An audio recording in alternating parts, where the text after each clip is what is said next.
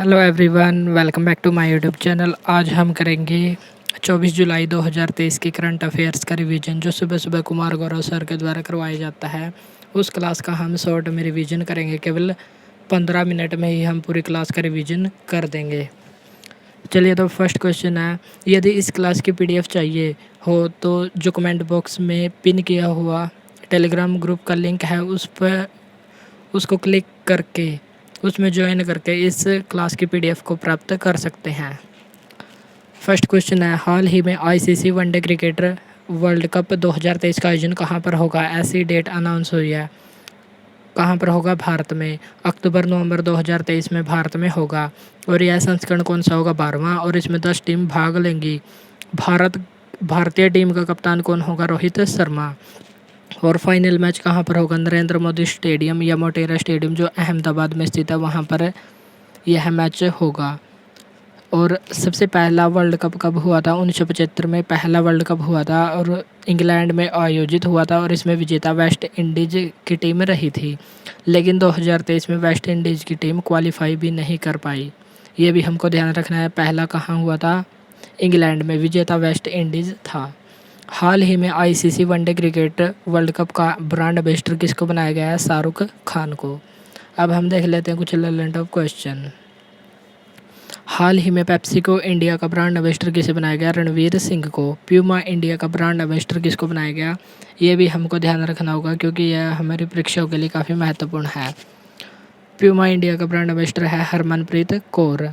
हर्बा life के brand ambassador किसे बनाया गया है? स्मृति मंधाना को, जो महिला प्रीमियर लीग में सबसे महंगी खिलाड़ी थी, जिसको आरसीबी यानी कि रॉयल चैलेंजर्स बेंगलोर के द्वारा 3.4 करोड़ रुपए में खरीदा गया था।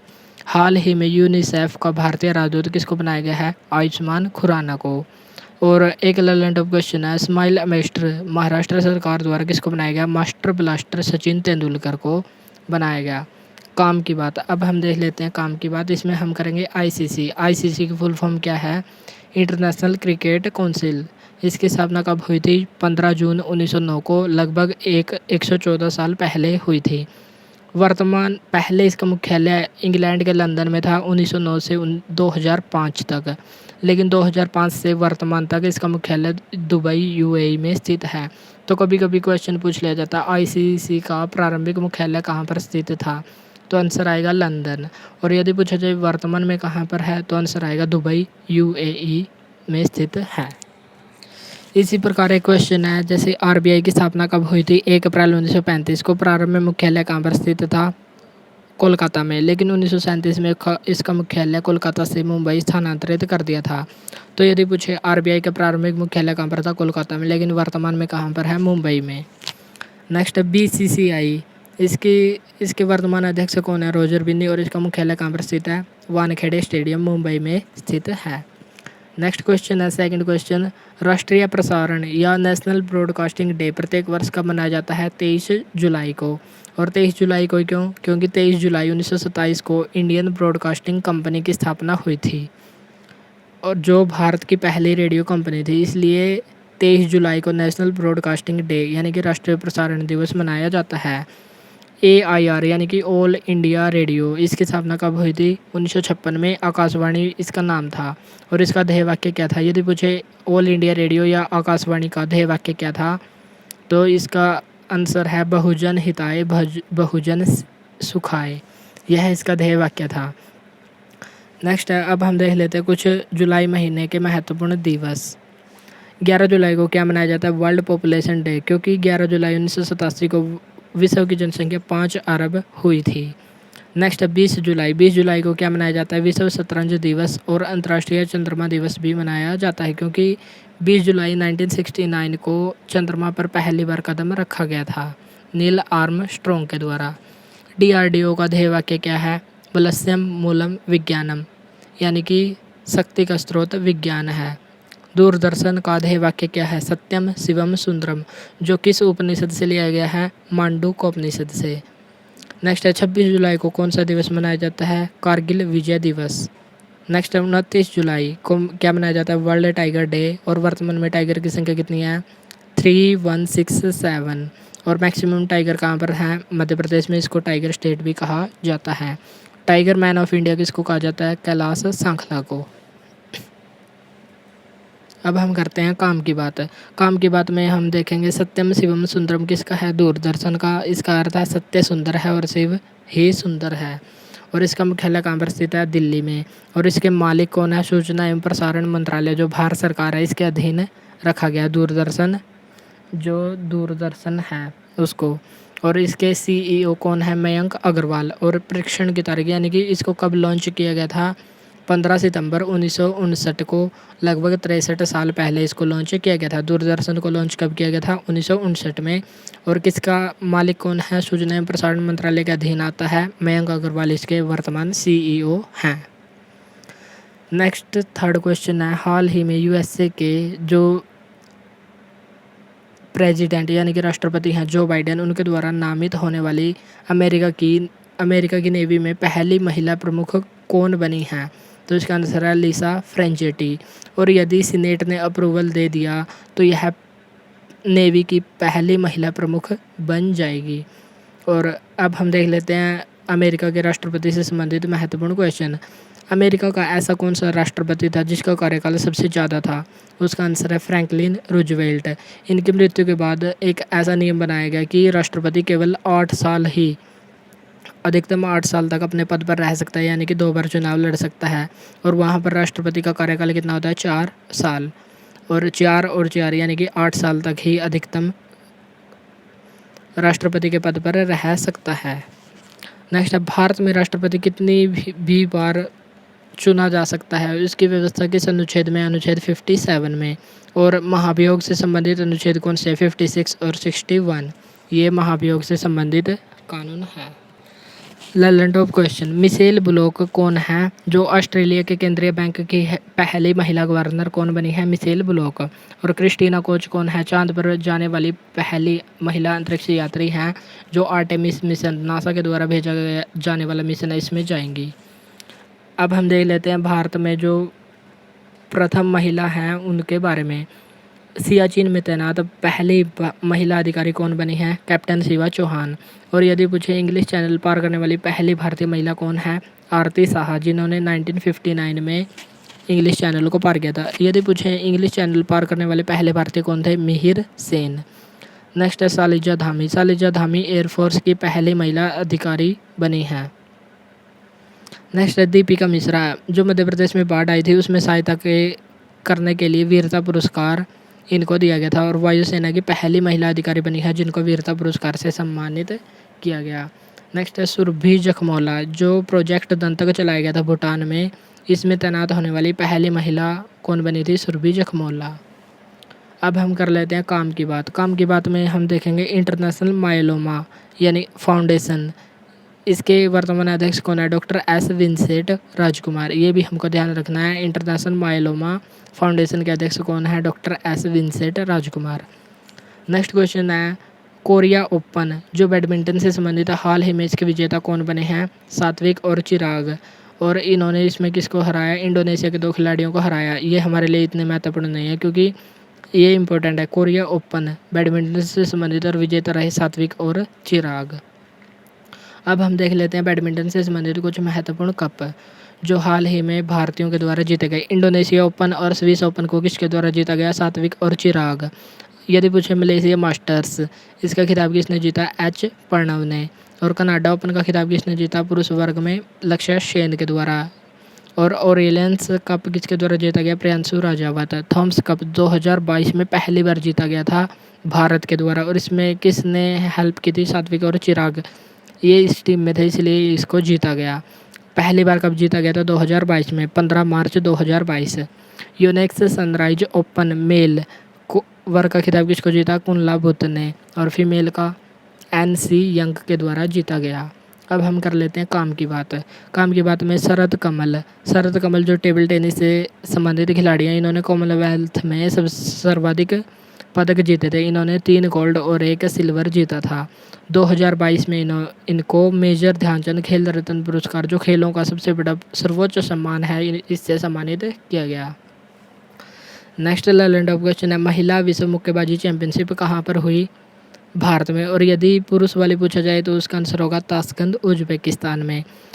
जो महिला मुक्केबाजी चैंपियनशिप हुई थी इसमें भारत ने 4 गोल्ड जीते। नीतू घंगास, स्वीटी बोरा, निकाह जरीन और लवलीना बोरगोहन इनके द्वारा 4 गोल्ड जीते गए।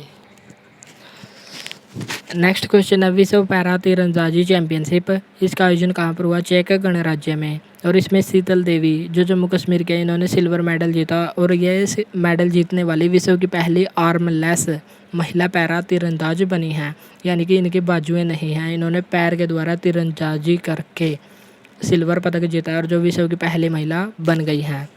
नेक्स्ट लैंड ऑफ क्वेश्चन है भवानी देवी का संबंध किससे है? तलवारबाजी से। वी वो पल्ला कौन है? नवीनतम यानी कि 82वें ग्रैंड मास्टर हैं जो शतरंज से संबंधित है। पंकज आडवाणी का संबंध किससे है? बिलियर्ड्स खेल से। अब हम कर लेते हैं काम की बात।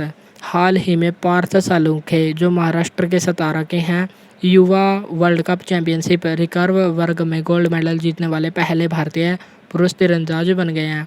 तीरंदाज, यदि आपने महाभारत देखी हो तो तीरंदाज सबसे बेस्ट तीरंदाज कौन थे? अर्जुन। और अर्जुन को किस नाम से जाना जाता था? पार्थ, यानी कि पार्थ ने गोल्ड जीता। पार्थ ने गोल्ड जीता किसमें? तीरंदाजी में। और पहले पुरुष तीरंदाज कौन बन गए? पार्थ सालुंखे। इससे हम इसको याद कर सकते हैं। नेक्स्ट क्वेश्चन है हिमाचल प्रदेश। हिमाचल प्रदेश के मुख्यमंत्री कौन हैं? सुखविंदर सिंह सुक्खू। इनका द्वारा हाल ही में सशक्त महिला ऋण योजना शुरू की गई और इसका उद्देश्य क्या है? वुमेन एम्पावरमेंट, यानी कि महिला सशक्तिकरण को बढ़ावा देना इसका मुख्य उद्देश्य है। इसमें महिलाओं को उद्यमी बनाने पर बल दिया जाएगा। इसमें लोन बिना गिरवी रखे, बिना कोई चीज़ गिरवी रखे लोन दिया जाएगा और ब्याज की दर भी बहुत ही कम होगी। तो सशक्त महिला ऋण योजना कहाँ, किस राज्य में शुरू की गई? हिमाचल प्रदेश में। नेक्स्ट लैंड ऑफ क्वेश्चन है, इसमें हम देखेंगे महत्वपूर्ण योजनाएं।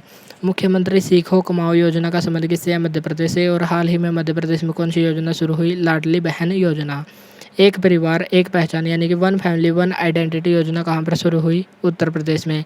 जिसमें भी वन आ जाए उसमें आंसर हमारा उत्तर प्रदेश ही होगा। जैसे एक जिला एक उत्पाद, एक स्टेशन एक उत्पाद, एक परिवार एक पहचान, सभी योजनाएं उत्तर प्रदेश से संबंधित है। मो घर योजना, जिस भी योजना में मो आ जाए उसका संबंध हमेशा उड़ीसा से होगा। मो या माँ आ जाए उसका संबंध होगा उड़ीसा से। जैसे मो घर योजना का संबंध किससे है? ओडिशा।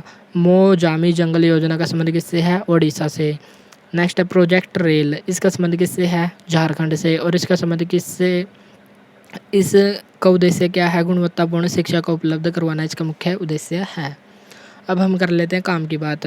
महिला समान बचत पत्र योजना, जिसकी घोषणा बजट 2023-24 में हुई थी, यह योजना कितने वर्षों के लिए शुरू हुई? 2 वर्ष के लिए। इसमें अधिकतम 2 लाख रुपए राशि जमा की जा सकती है और सर्वाधिक यानी कि 7.5% ब्याज दर दिया जाएगा। और सबसे पहला बैंक कौन है? बैंक ऑफ इंडिया BOI के द्वारा इस योजना को सबसे पहले शुरू किया गया। नेक्स्ट और 7th क्वेश्चन है लवासा।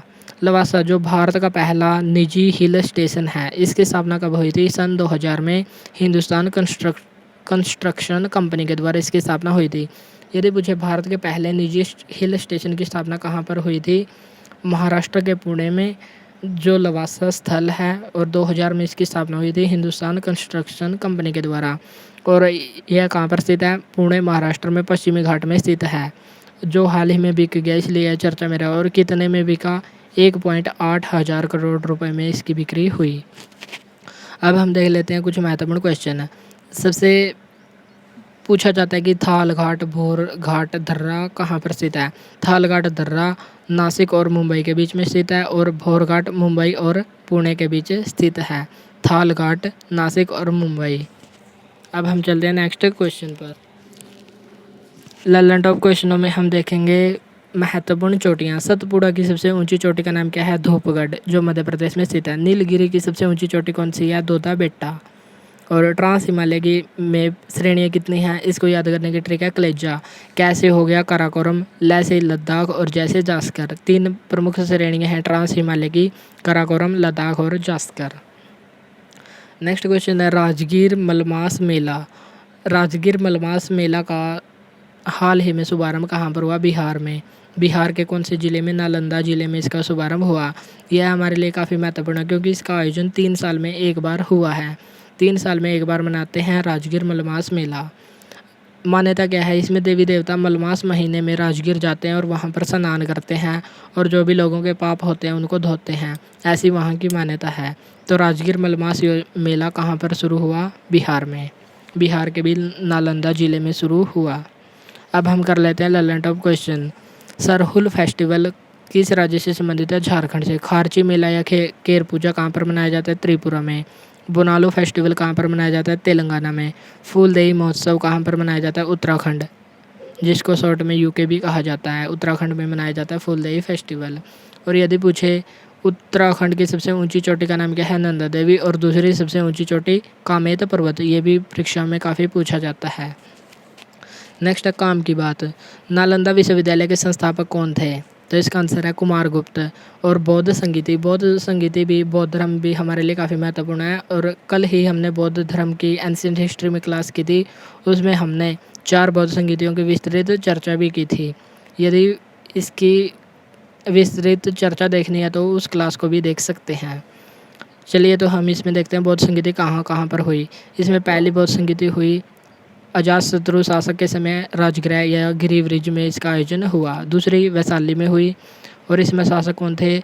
जो कालाशोक थे, शिशुनाग वंश के शासक वे थे। थर्ड पाटलिपुत्र में हुई और इसमें शासक कौन थे? अशोक। और फोर्थ हुई कुंडलवन कश्मीर में, इसमें कुषाण वंश के शासक कनिष्क थे।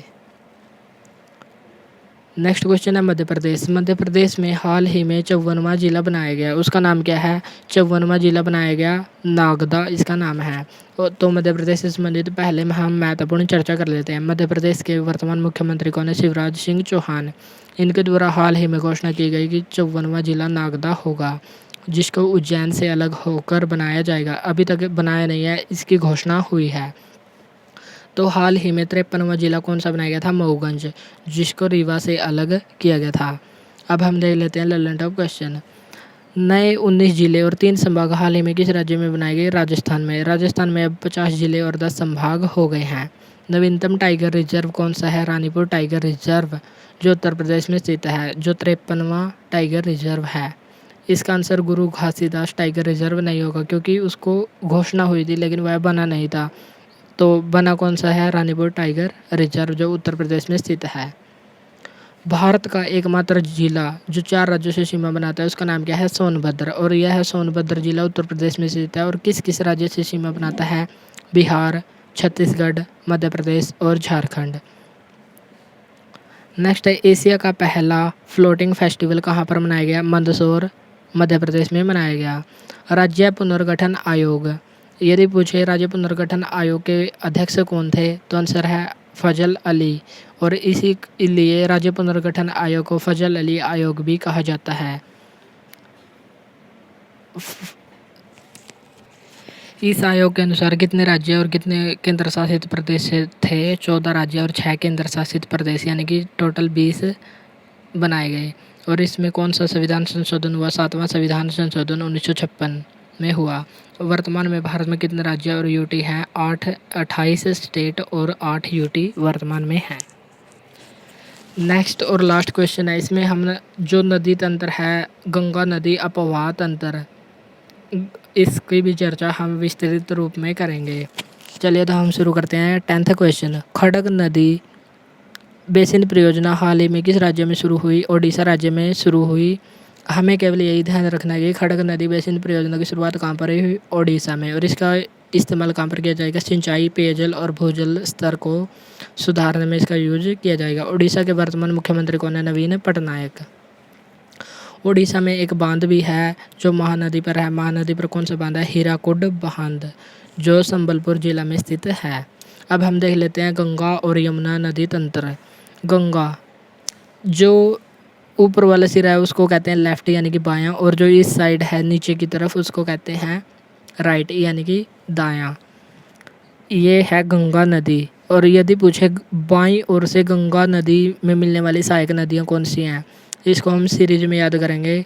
रामगंगा, गोमती, घाघरा, गंडक, कोसी और महानंदा।